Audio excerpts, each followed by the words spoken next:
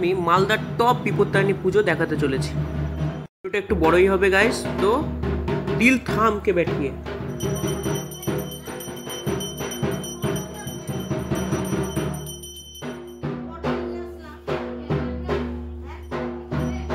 এই পুজোটা আমাদের বাড়িতেই হয়, দীর্ঘ 10 বছরের উপরে এই পুজোটা প্রতি বছর আমাদের এই টাইমে অনুষ্ঠিত হয়।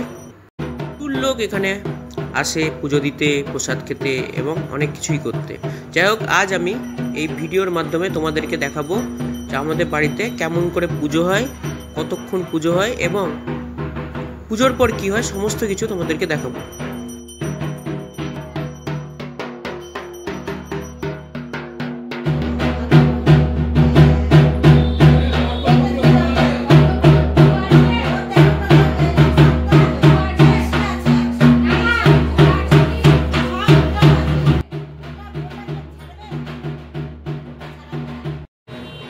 সকালে জলখাবার খাইনি, তাই একটু চিড়া ভাজা খেয়েই সকালে জলখাবারটা কমপ্লিট করলাম।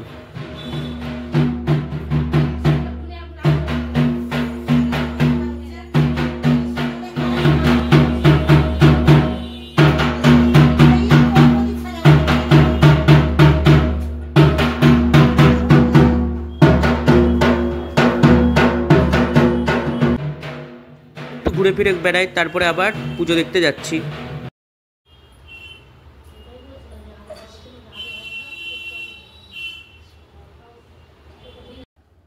ক্যাটারিংওয়ালারা তাদের জিনিসপত্র সব নিয়ে চলে এসছে, তাই আমি ওখানে সুপারভিশন করতে চলে এসেছি। দেখতেই পাচ্ছ তোমরা, চেয়ার টেবিল সমস্ত কিছু রেখে দিয়ে ওনারা চলে গেলেন।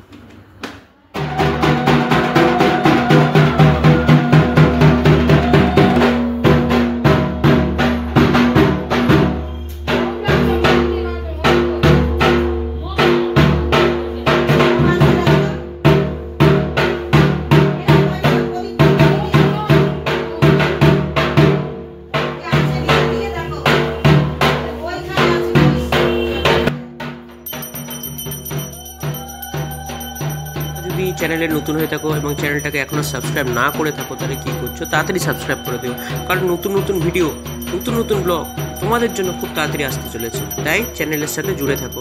আমার এটা নতুন অভিজ্ঞতা, তোমরা একটু সাপোর্ট করো, তোমাদের ভালো ভালো ভিডিও আসবে তোমাদের জন্য। একদম মিডিল পোর্শনে গাইস, মানে অঞ্জলি দেওয়া শুরু হলো, এক এক করে সবাই পুষ্প নিয়ে নিল এবং আলটিমেটলি অঞ্জলি দেওয়া স্টার্ট হয়ে গেল। সচন্দন পুষ্প বিল্লপত্রাঞ্জলি বিপত্তারিণী দুর্গায় নমঃ।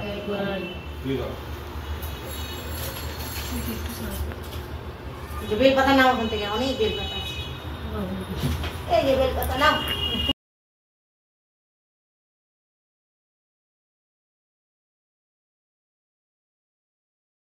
নমঃ একদন্তং মহাকায়ং লম্বদলম গজাননম বিঘ্ননাশ হিরণ্যদেব সিদ্ধিদাতা গণেশায় নমঃ।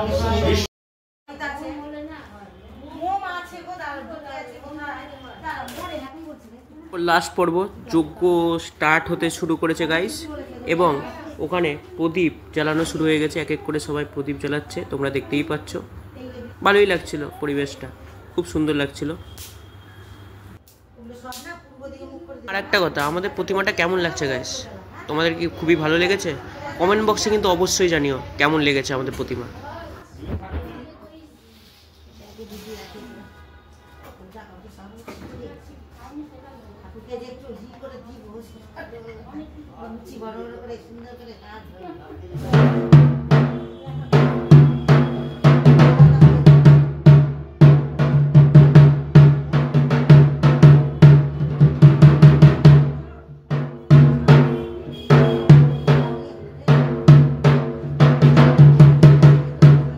জ্বালানো কমপ্লিট হওয়ার পর যজ্ঞটাও স্টার্ট হয়ে গেছে গাইস, তোমরা দেখতেই পাচ্ছ।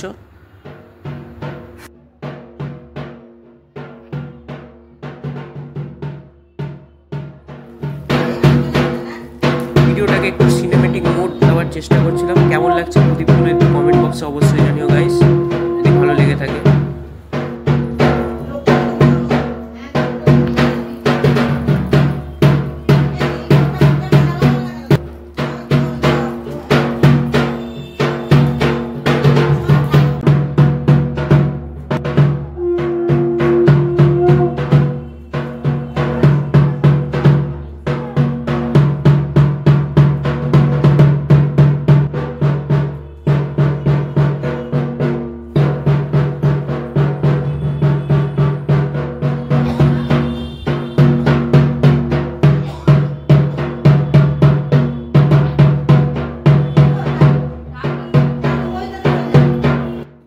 যজ্ঞটা প্রায় শেষ এবং পুজোটাও মোটামুটি শেষের পথে গাইস। পুজোটা খুবই ভালো হয়েছে এবং দারুণ লেগেছে আমার। তোমাদেরকে কিছুটা তুলে ধরলাম এবং আমাদের প্রতিমাটা সবাই প্রশংসাই করেছে।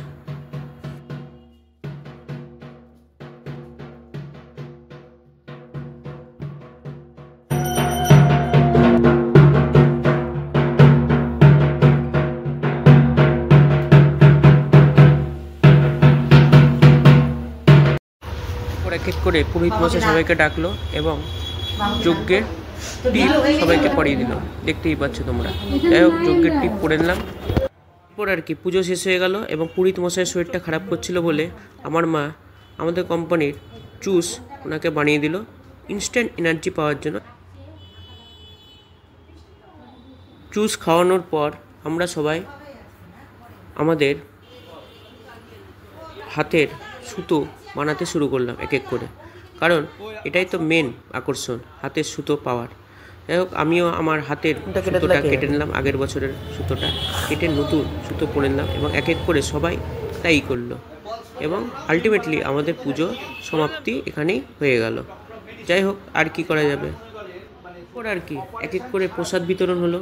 যারা উপোস করে থাকে তাদের জন্য 13টা লুচি 13টা সুজি না কি দেয়, তাদেরকে তাই দেওয়া হলো এবং যারা উপোস করে না তাদের জন্য পেট পুড়ে নিচে খাওয়ানো হলো। যাই হোক, এই মাধ্যমে আমরা প্রতি বছর বিপত্তারিণী পুজো করে থাকি। আচ্ছা, তোমাদের বাড়িতেও কি এরকম পুজো হয়? তোমাদের বাড়িতেও কি এরকম লোকজনের আনাগোনা হয়? যদি হয়ে থাকে কমেন্ট বক্সে কিন্তু অবশ্যই জানিও, আমিও জানতে চাই কার কার বাড়িতে এরকম পুজো হয় এবং কার কার বাড়িতে এরকম লোকজনের আনাগোনা হয়। যাই হোক, আজ এখানেই শেষ করলাম। তোমাদের এই ব্লগটা কেমন লাগলো অবশ্যই জানিও। ভালো থেকো, সুস্থ থেকো।